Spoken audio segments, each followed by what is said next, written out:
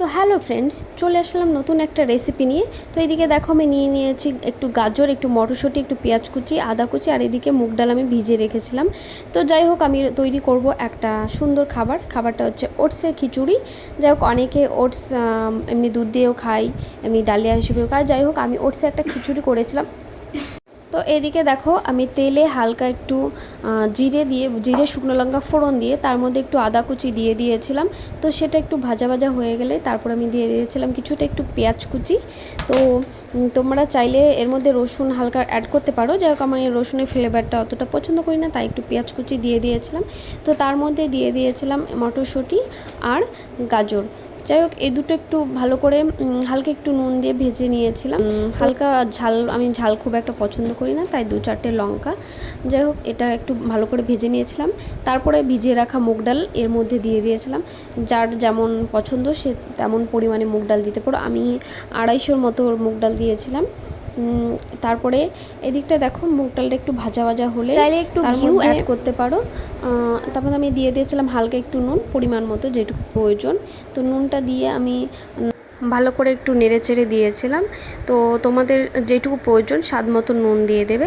তারপর আমি এক এক করে এর মধ্যে দিয়েছিলাম একটু হলুদ, একটু জিরে গুঁড়ো, একটু ধনের গুঁড়ো, আর দিয়ে দিয়েছিলাম একটু শুকনো লঙ্কা। তো যে যেমন ঝাল খায় সেরকম একটু ঝাল দিয়ে দিতে হবে। তো যাই হোক, এটা নর্মাল খিচুড়ির মতনই। যাই হোক, আমি ফার্স্ট টাইম ট্রাই করলাম ওটসের খিচুড়ি। তো কেমন হয়েছে সেটা তোমরা দেখতেই পাবে ভিডিওতে। আর বাড়িতে তোমরা নিশ্চয়ই করে খেও, অনেকেই করে খেও। তো তারপর তার মধ্যে আমি অ্যাড করে দিয়েছিলাম 2 কাপ মতো হচ্ছে ওটস, কেননা আমরা বাড়ির সবাই খাবো বলে আমি একটু বেশি বানিয়েছিলাম। তো 1 কাপ দিয়ে একটু নাড়াচাড়া করে নিলাম যাতে না লেগে যায়।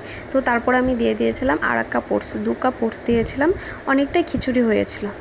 যাই হোক, এই ওটসটা দিয়ে আমি ভালো করে সুন্দর একটু ভাজা ভাজা করে নিয়েছিলাম। দেখতেই পাচ্ছ সুন্দর কালার হয়ে এসেছে এখনই।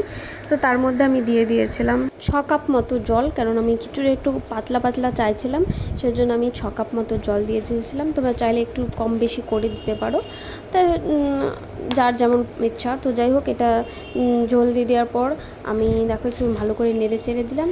তো দেখো কালারটা কত সুন্দর হয়েছে। যাই হোক, এটা প্রেশার কুকারের ঢাকনা আটকে দিয়ে 2 কি 3টে সিটি দিলেই একদম কমপ্লিট তোমাদের খিচুড়ি। আর চাইলে এর মধ্যে একটু হালকা একটু ঘি দিয়েও নামিয়ে নিতে পারো। যাই হোক, আমি ঘি অতটা পছন্দ করি না। তো যাই হোক, ফাইনালি আমাদের খিচুড়ি এটা দেখতেই পাচ্ছ কি সুন্দর একদম পাতলা পাতলা খিচুড়ি হয়েছে। তো যে যে খাবে চলে আসো। আর ভিডিওটা কেমন লাগলো অবশ্যই তোমরা কমেন্টে জানাও। টাটা, ভালো থেকো সবাই।